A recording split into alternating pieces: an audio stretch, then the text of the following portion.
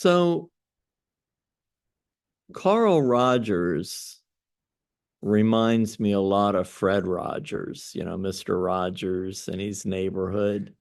And you'll get to see these people, these various therapists in their recordings. And I think that a lot of his personality really does shine through in his interactions with Gloria. So I think that's one of the attractions that people have to this theory. I think that um, when two people encounter one another in therapy, a client and a therapist, it's very rare for an individual to receive 100% of somebody else's attention. How often does that happen in this world? Even when I go out to a restaurant and I see families and friends and they're going out together to have a nice dinner or lunch or to spend time with each other. But half the time I see them looking at their phones or looking at the TV in a restaurant or something else. But it's very rare for us to give another human being 100% of our attention. And, so I go through kind of a ritual before I enter into a counseling session. I take some deep breaths. I remind myself, don't think of anything going on before the session. Don't worry about anything I have to do later. Be present for the client, be mindful in the moment. And I think that simple reminder uh, makes a world of difference in that I-thou relationship with the client. Uh, and sometimes clients don't really know how to react to that. So, for instance, Gloria doesn't really know how to respond to unconditional acceptance and positive regard, kindness. And it draws out some emotional connections for Gloria. So, you know, I don't know if Fred Rogers ever met Carl Rogers, but, I know their time periods overlapped. And, so I think it is kind of interesting how similar they really are. A little history about Carl Rogers. Um, he's one of the more contemporary theorists now, died in 1987. Um, said he had a warm family background, even though they were very religious and strict. Um, play was discouraged, work was encouraged. He said he wasn't a very social person and felt lonely when he was younger, studied a great deal. That was encouraged by his family. So uh, here's the interesting thing is he kind of took a winding path to psychology and counseling and started off in agriculture and then went to history, then studied religion at Union Theological Seminary. So we've already talked about that seminary. And so that may be where he got some of these early, more philosophical concepts. And then he moved to clinical psychology. Now, you'll see in his interview that he's in La Jolla, California. In 1964, he joined the staff of Western Behavioral Sciences Institute in La Jolla. So as we follow the various theories, we started out in Europe, in Vienna, and then we moved to New York and California. And most of the theorists ended up in the more modern theories on the West Coast of the United States. So 1968, he and his colleagues opened the Center for the Studies of the Person in La Jolla. And of course, that coincides with person-centered therapy. So there's a couple different movements that use the term humanistic, and they're quite opposite. He pioneered the humanistic movement in psychotherapy, which is very different than something like Ayn Rand's or something like that. So his current theory, most recent theories known as person-centered approach, but he really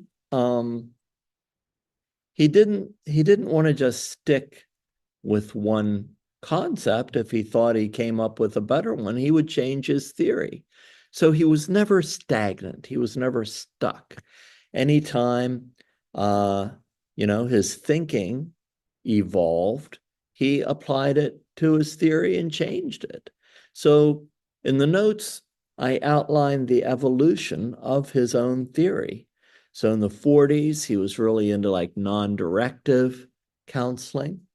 So we still hear the phrase non-directive therapy, for instance, in the expressive arts. Yeah.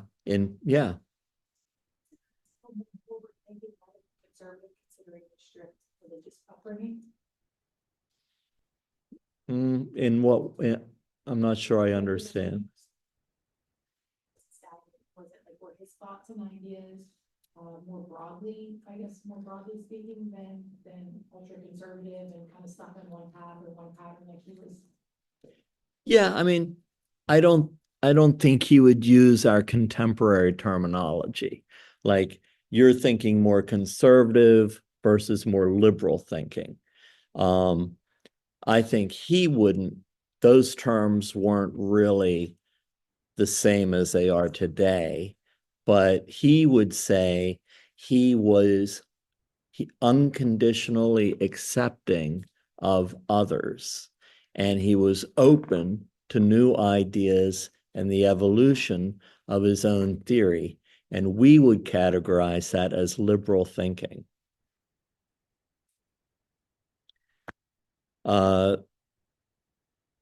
So it starts off as non-directive. And now, today, theories that are non-directive are like play therapy or art therapy, things like that, where in a play therapy room, if a child came in, I didn't have a plan for the child. I wouldn't say, oh, let's play in the sandbox today. The child was in control. So he was really one of the very first therapists to give total control to the client and to simply respond to what the client brought to the session. So he believed if a therapist was in control, the therapist would lead the client in the therapist's direction. Well, that wasn't always the correct way to go. He believed that the client knew best about themselves. And so he followed the client's direction and responded to it. And I think this realization was probably the best thing that ever happened, not only to my growth as a therapist, but my growth as a human being. First of all, figuring out why I felt a need to control. And it's because I feared rejection, because I had been brought up on conditional acceptance rather than unconditional acceptance. And then basically the freedom of giving up that control and, seeing where it might go. And that's when my time in therapy with clients really changed. It became so much more positive when I gave up control of the session. The same thing happened, and this should happen as you become better therapists and more experienced. Uh, you know, as I learned to become a better therapist and to give up control in therapy, I also learned to give up control in all of my relationships. And it changed the dynamics of every relationship that I had in a positive direction. So then 10 years later, 1950s, he wanted the focus to be on the client. And so he called it client-centered therapy. And he really wanted to focus on the phenomenological experience of the client. That is focusing on the client's subjective reality of the world and their experience in the world. So when we think about phenomenology, we're really focusing on empathy. How do we better understand the client's subjective reality, both cognitively and emotionally? What are they experiencing? Later in the 1960s, his theory really took off when he wrote the book on becoming a person. That was 1961. And at the time, it was a revolutionary book. I tell students about it and they read it and I'm like, what'd you think? Like, well, it was kind of boring. But at that point in time, it was really a new way of thinking. And I think, he doesn't talk a lot about this, but I think it does incorporate a lot of phenomenological philosophy and existential philosophy.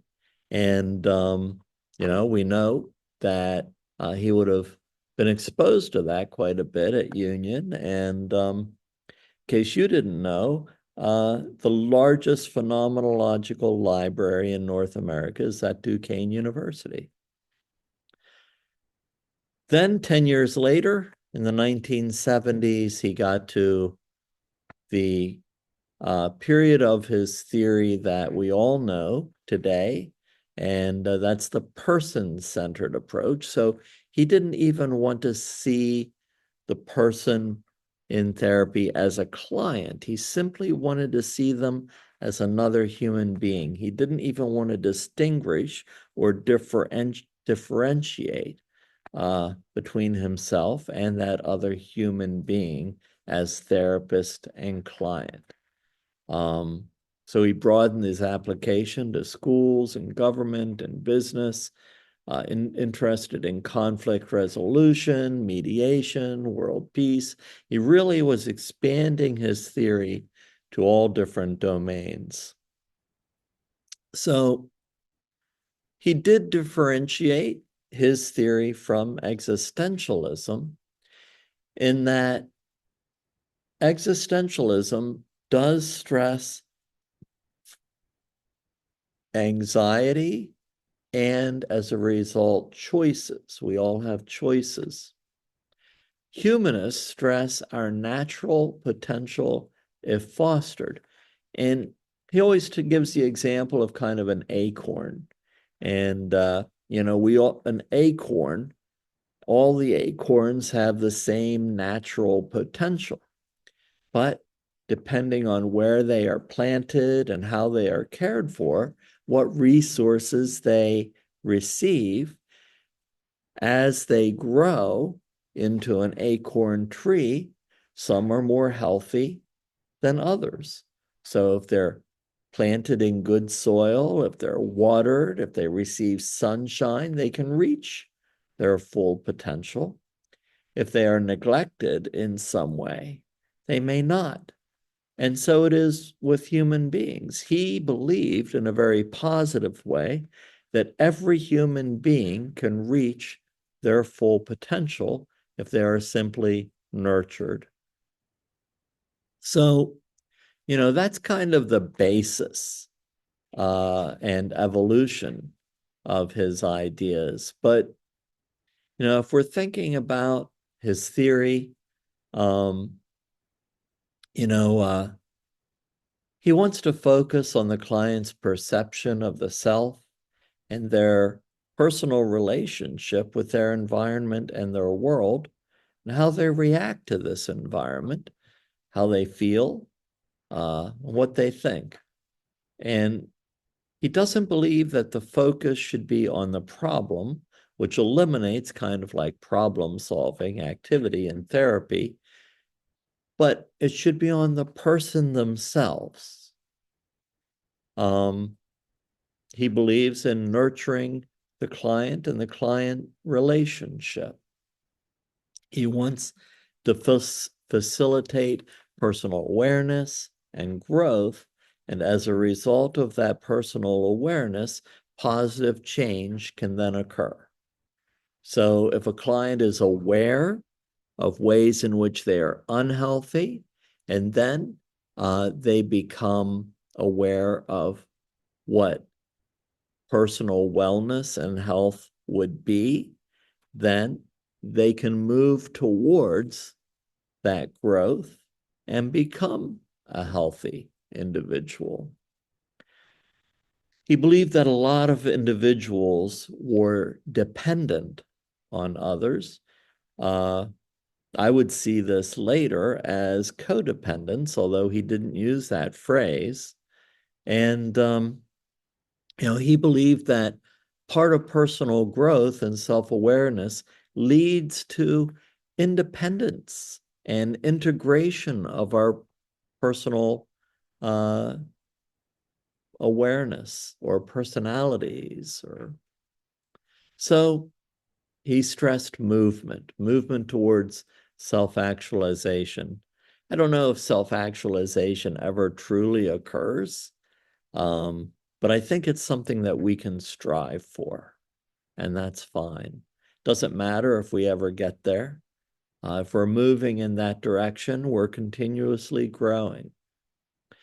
So he also kind of uses a concept that Fritz Perls used, and, it's like self-actualization is a movement away from wearing masks, being who we really aren't to please others so that we can be accepted because we're afraid of rejection, towards removing those masks and being our genuine selves and believing that each of us deserves to be accepted for who we truly are.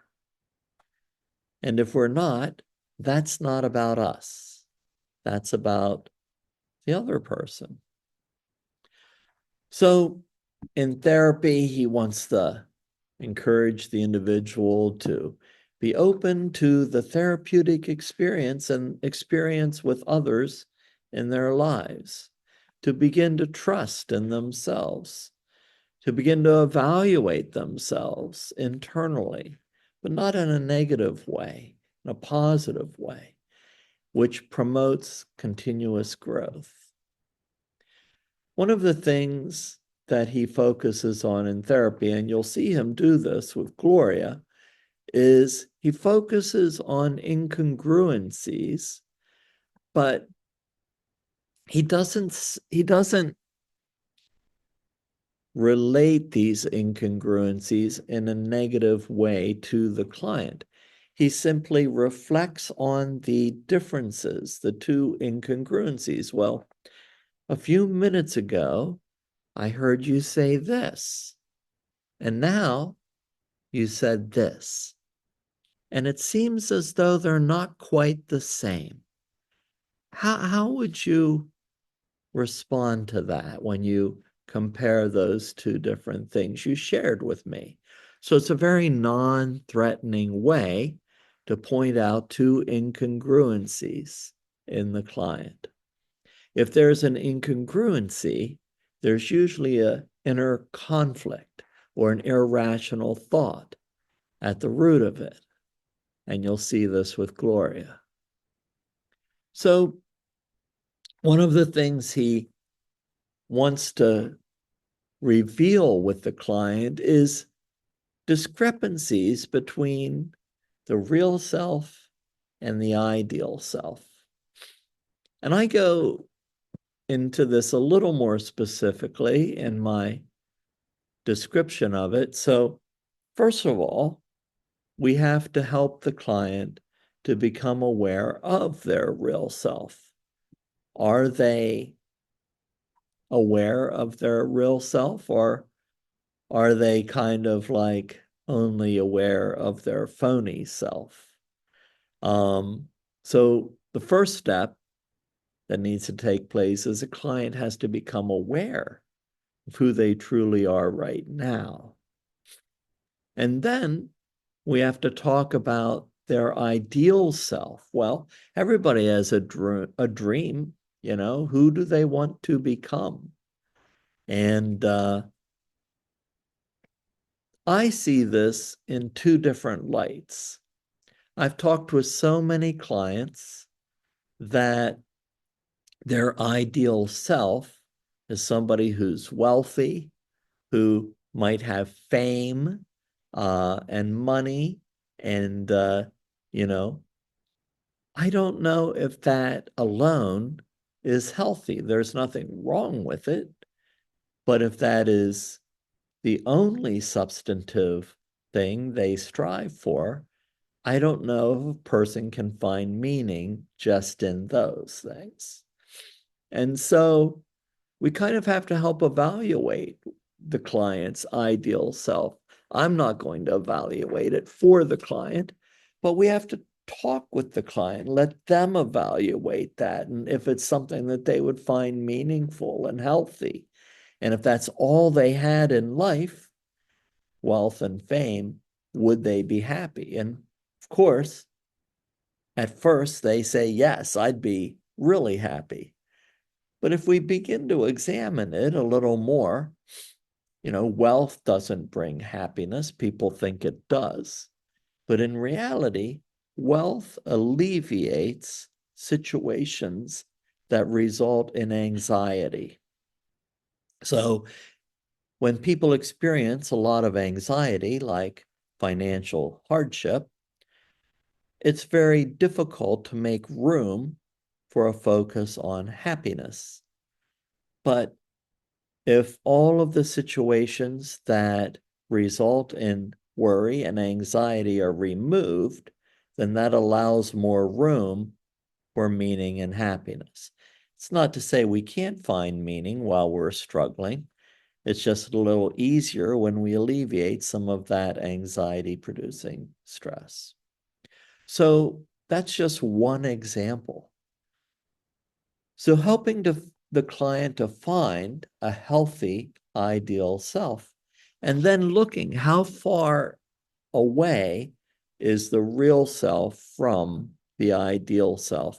How do we help the client's real self move in the direction of the ideal self?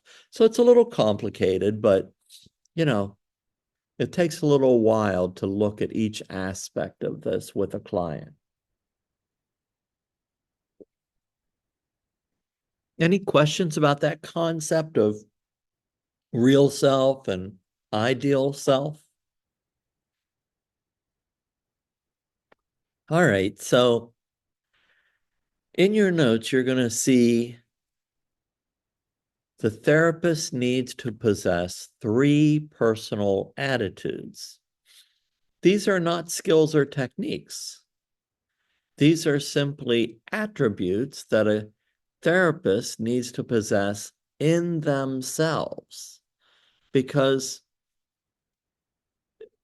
we respond to the world and to clients basically from our own beliefs and feelings.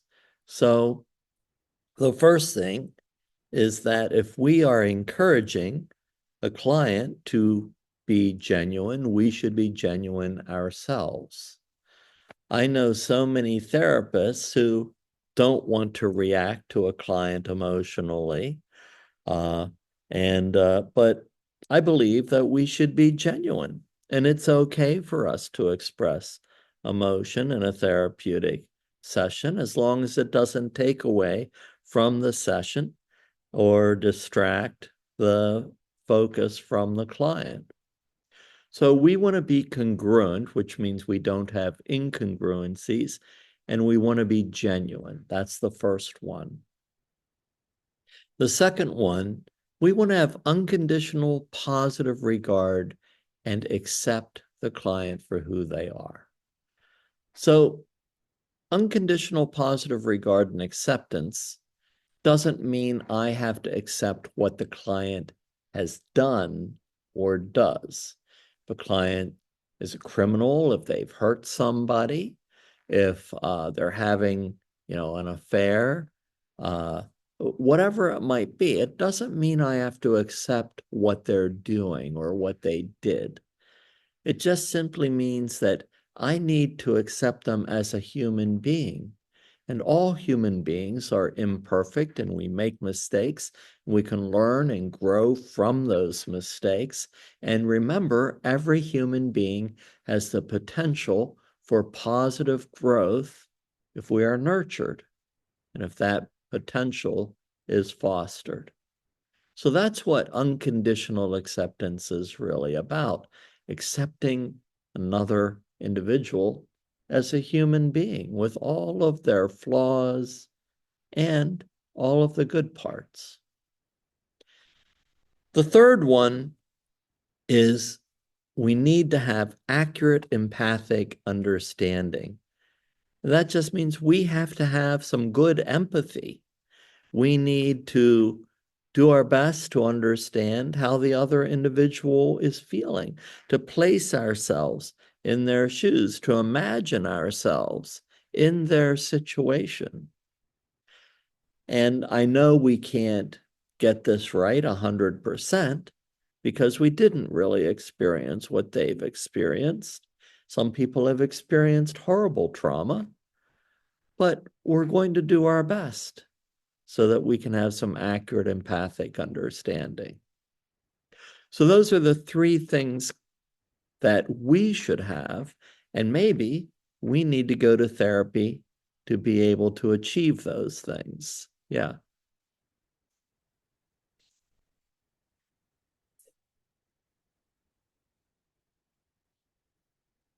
Personally involved in compassion, sympathetic is when you keep like an outside, or what is the actual difference?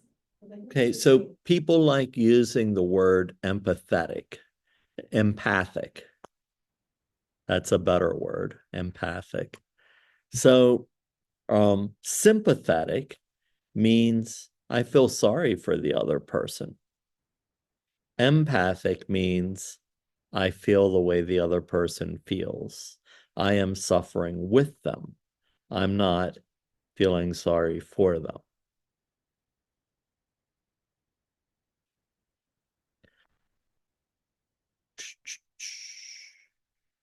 Okay, so after the notes, I included a chapter that I wrote for a textbook.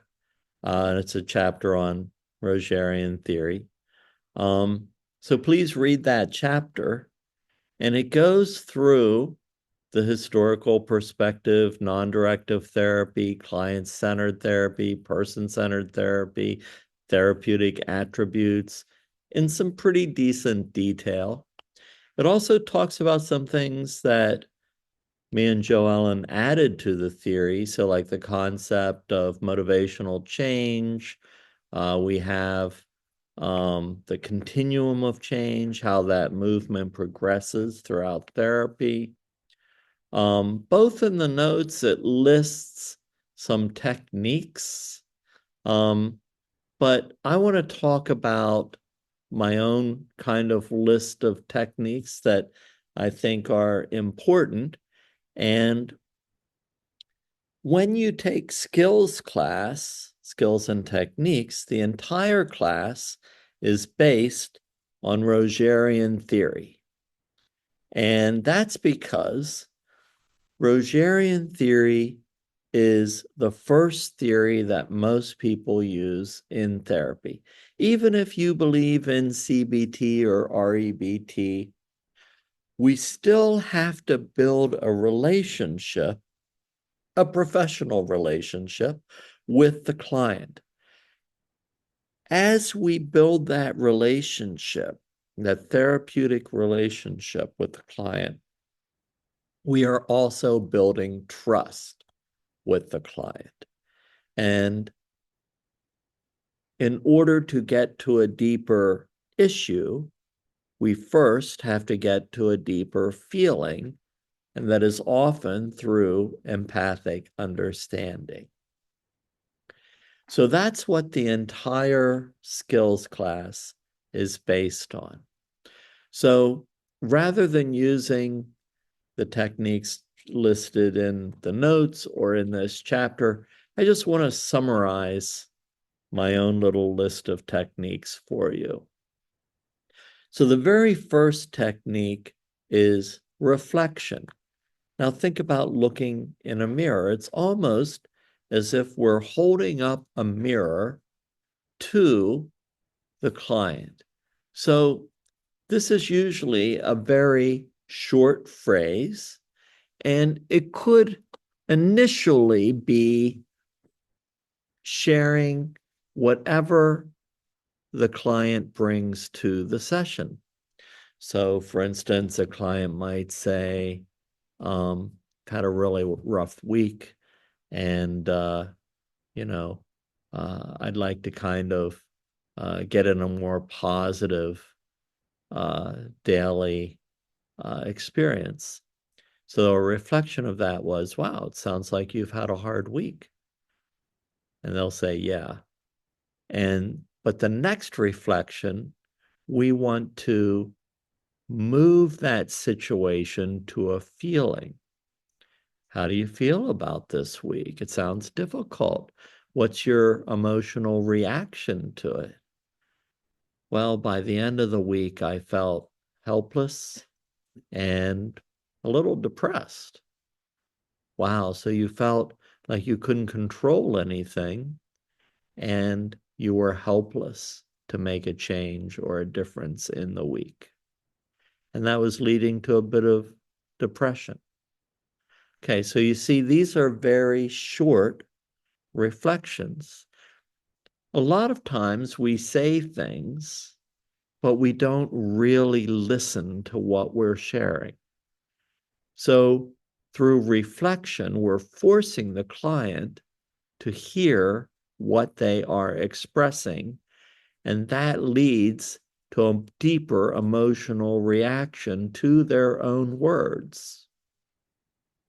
It leads to self-reflection. So reflection from a therapist leads to self-reflection. That's the beginning of the therapeutic intervention. The next one is paraphrase. So just like reflection is a very short response, paraphrase is more like a paragraph. I often ask a client for a story. I try to draw out a narrative. Well, tell me a little bit about your week. What happened during your week? And they'll share that with me. And then I'll paraphrase what the main points are in whatever their story is. I do that for a number of reasons, It's a longer reflection, it's a paraphrase. I want them to know that I heard them and that I understand them. And then I still want to move on to draw out an emotional response, a feeling as well with that longer story. Well, you just shared your story of a very difficult week. I'm not going to ask them how they felt that week. I'm going to ask them, how did you feel when you were sharing that story? Because as somebody shares a story, it reignites the emotion they felt when that story originally occurred. It brings those emotions back to the surface, even if they had repressed them to some degree. The third thing is summarization. Summarization is usually the longest, and it usually occurs at the end of a section or at the end of a session. So end of a topic or the end of a session itself. And at first, I try to move through what I believe are the most important points that we arrived at during the session. But I ask the client to contribute as well, because what's important to me might not hold the same importance to the client. Maybe something else was more important. And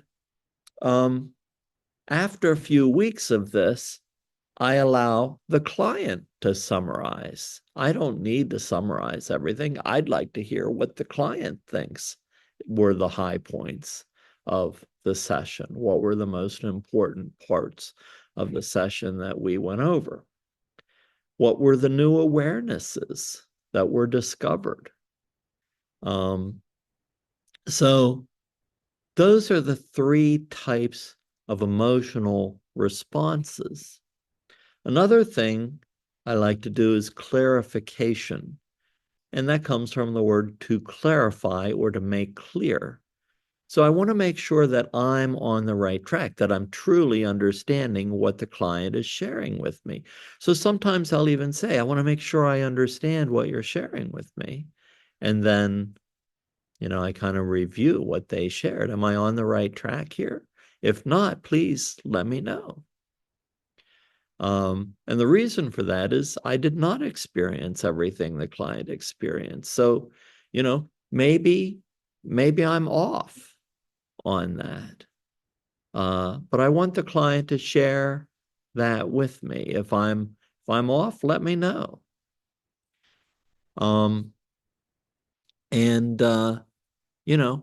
So I think those are really the primary, the core techniques in this theory. There's a lot more, but I think those are the core ones. So, all right. Questions about the theory? Yeah. Questions you would say you're doing nothing. Well, that can happen with any theory, because if I'm talking more than the client, if I'm working harder than the client, then it's really not therapy. I don't need therapy. The client needs therapy. So the reason clients ask questions like that, like, why am I doing all the work? Why are you not doing much of the work? That's called resistance. So, or it could be not talking at all. Maybe the client doesn't want to talk, or maybe they change the subject. Maybe they make a joke. Maybe they talk about the football game. Maybe they talk about the weather. Maybe they deflect. Whatever it is, I call attention to the resistance, and that's what we begin to process. Because people only ask questions like that when they don't want to address an emotion that results in anxiety. When they're becoming uncomfortable with the subject, they use resistance. So if they don't want to follow the line of thought that we're talking about, or the emotion that we're talking about, or the direction we're going, we process the resistance. What else? I have a question. When you said about how people sometimes have goals that are not like, I don't know, lacking meaning, maybe, what do you? Or unhealthy. Yeah, unhealthy. So can you use this therapy and how do you make it have meaning and be useful? Well, the first thing is we have to kind of facilitate awareness that there current life goal might not provide fulfillment. I mean, there's a lot of things that can create fun or make our lives easier. But does it really, at the end of your life, are you going to say, wow, I had a great sports car and a mansion and I'm happy with my life? Maybe, Then you might not need therapy. might not.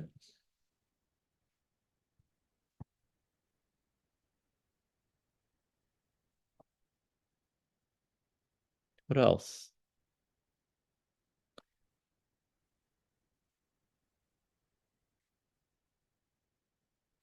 I mean, that is usually the question. What do you want on your tombstone? Had a big mansion and drove a Bugatti.